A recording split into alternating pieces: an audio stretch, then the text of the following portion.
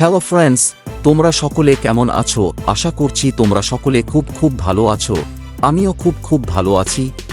আমি আজ তোমাদের সকলের কাছে আজকের এই মূল পর্বের ভিডিওতে দেখাতে চলেছি ভারতের তামিলনাড়ু রাজ্যের রামেশ্বরম দ্বীপের শেষ প্রান্তে অবস্থিত একটি পরিত্যক্ত ও ধ্বংসাবশেষ শহর, যার নাম হল ধনুষ্কোডি।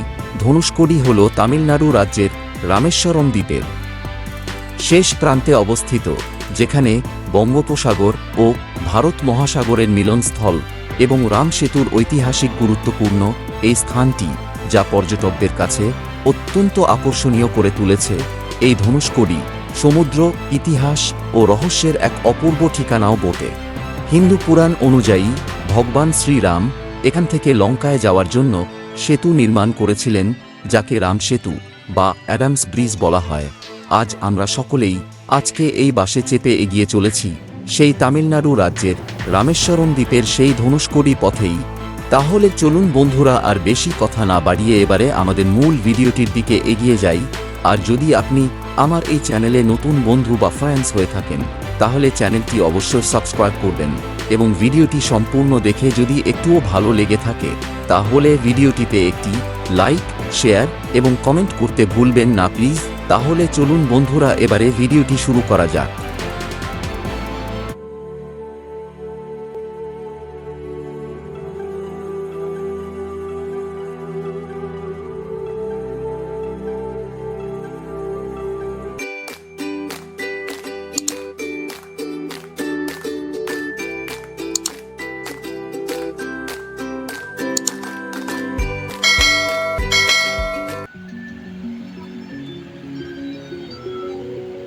হ্যালো ফ্রেন্ডস, কে আর ট্যুর মাস্তি চ্যানেলে আপনাকে স্বাগত জানাই।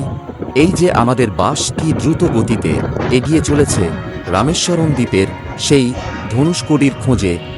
দেখো কি সুন্দর চকচকে রাস্তা, এবং রাস্তার দুই পাশ দিয়ে শুধু বাবলা গাছ আর বাবলা গাছ দেখা যাচ্ছে। আর এই যে আমি এই বাসের গেটের সামনে দাঁড়িয়ে সেই সুন্দর দৃশ্যগুলো দেখতে দেখতে এগিয়ে চলেছি।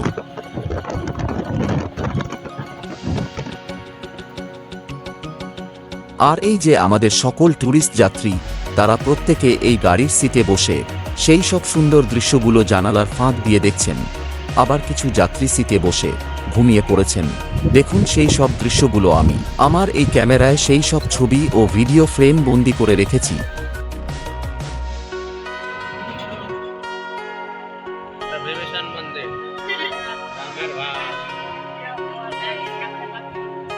जाएगा नहीं।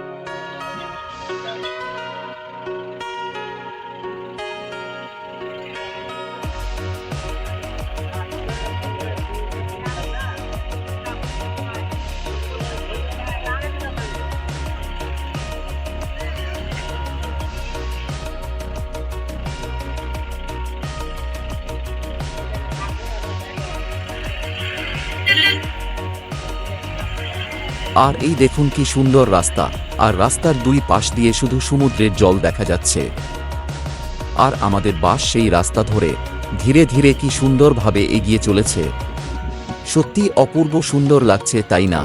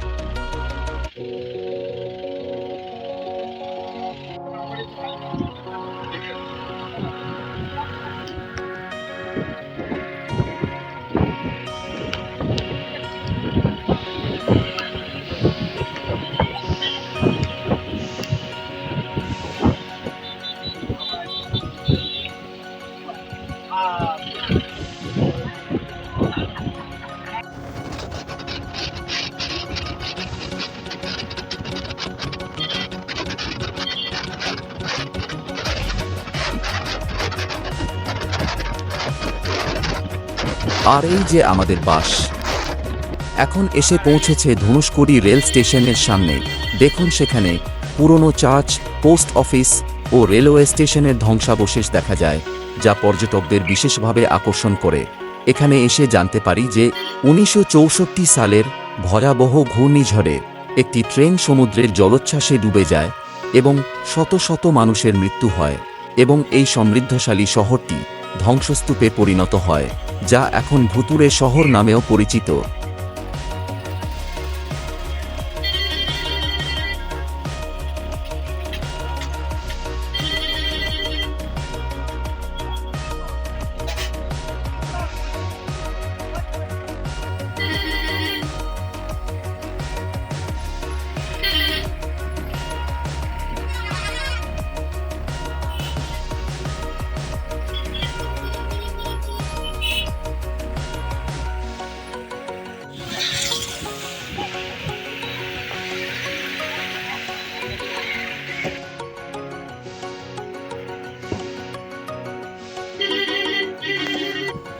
ধনুষকোডির প্রধান আকর্ষণ ধনুষকোডি বিচ, যেখানে ভারত মহাসাগর ও বঙ্গোপসাগর একসাথে এসে মিশেছে। এখানকার নীল জল ও বালুকাময় সৈকত এক অদ্ভুত মায়াবী পরিবেশ তৈরি করে।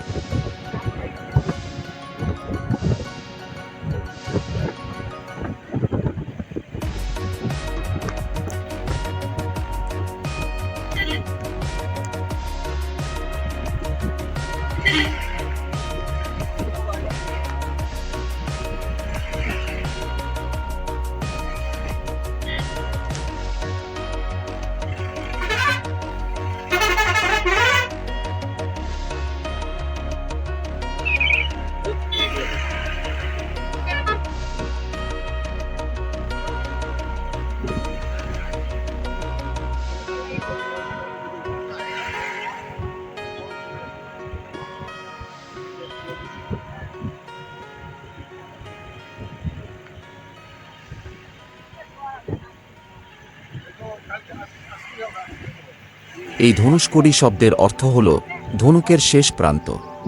আর আজ আমরা সকলে মিলে সেই ধনুষকোডির শেষ প্রান্ত বা শেষ ভূমি ও সেখান থেকে শুরু হওয়ার গল্প কথা, যেমন সমুদ্র, ইতিহাস ও রহস্যের এক অপূর্ব ঠিকানার খোঁজে এগিয়ে চলেছি।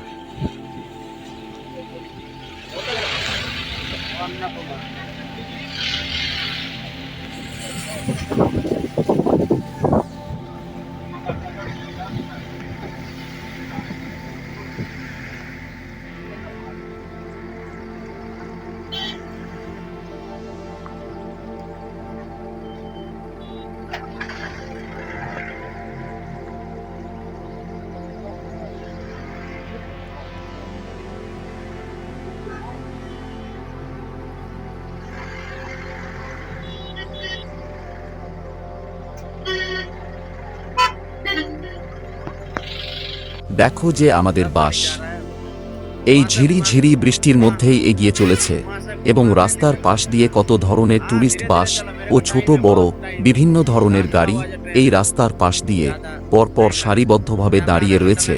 আর আমাদের বাস ধীরে ধীরে এগিয়ে যাচ্ছে সামনের দিকে। সত্যি আমাদের সকলের তো খুব খুব আনন্দ হচ্ছে এই রকম মনোরম পরিবেশের এই সব দৃশ্য দেখে। এই যে আমি এখন বাস থেকে নেমে ধীরে ধীরে গুটি গুটি পায়ে ভারত মহাসাগর ও বঙ্গোপসাগর একসাথে মিশেছে সেই সাগরের ধার দিয়ে এগিয়ে চলেছি ধীরে ধীরে।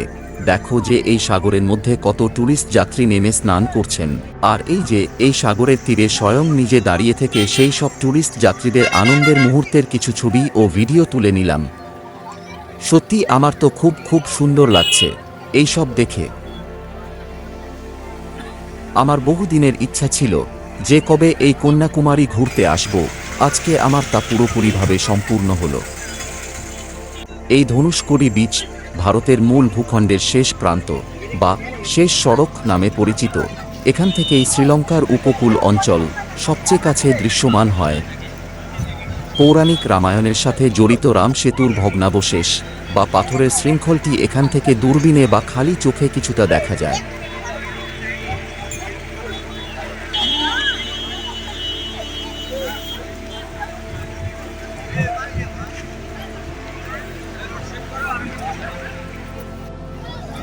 দেখো যে এই বৃষ্টির মধ্যেও এই ধনুষকড়িতে কি পরিমাণ টুরিস্ট যাত্রীদের ঘুরতে দেখা যাচ্ছে।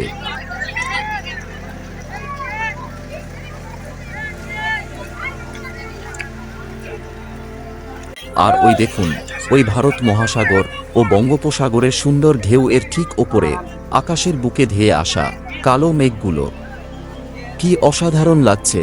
আর সেই সব সাগরের সুন্দর সুন্দর ঢেউ ও আকাশের বুকে ধেয়ে আসা মেঘগুলো দেখার জন্য বহু টুরিস্ট যাত্রী অনেক সময় ধরে অধীর আগ্রহে অপেক্ষা করছেন।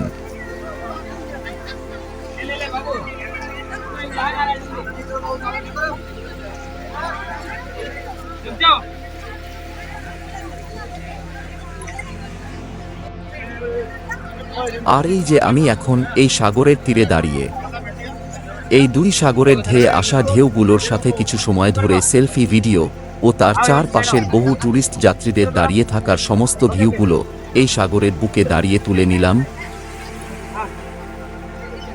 না জানি আবার কবে সময় হবে এই ভেবে সত্যি দেখার মতো ভিউ।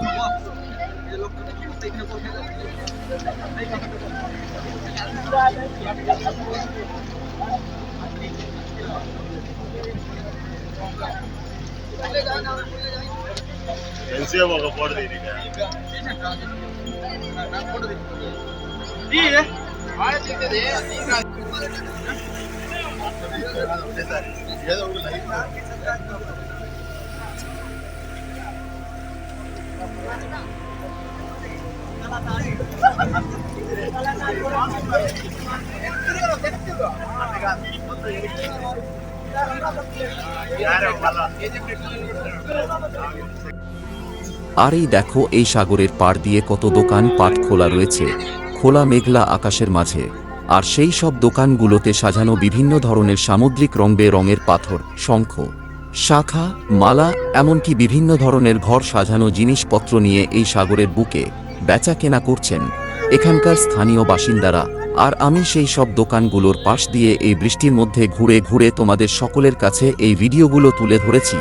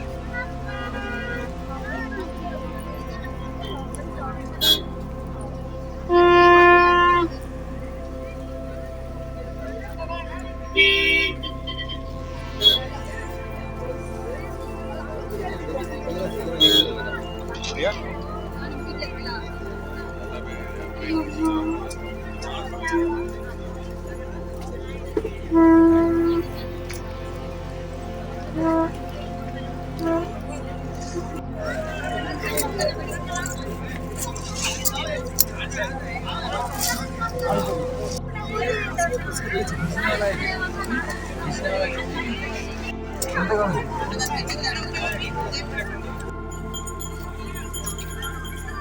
এই দেখো, আমি এই ধনুষ্কড়ির শেষ প্রান্ত আরিচাল মুনাই এ অবস্থিত অশোক স্তম্ভ বা অশোক পিলার বলা হয়।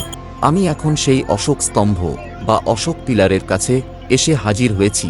সেখানে এসে দেখি যে সেই অশোক স্তম্ভ বা অশোক পিলারের চারপাশ দিয়ে কত ট্যুরিস্ট যাত্রীদের ঘোরাঘুরি করতে দেখা যাচ্ছে এবং প্রত্যেকে সেই অশোক পিলারের সামনে দাঁড়িয়ে কেউ ছবি তুলছেন, আবার কেউ কেউ এই অশোক পিলারের চারপাশের সম্পূর্ণটা ঘুরে ঘুরে ভিডিও তুলছেন, যে যার নিজের মোবাইল ফোনে।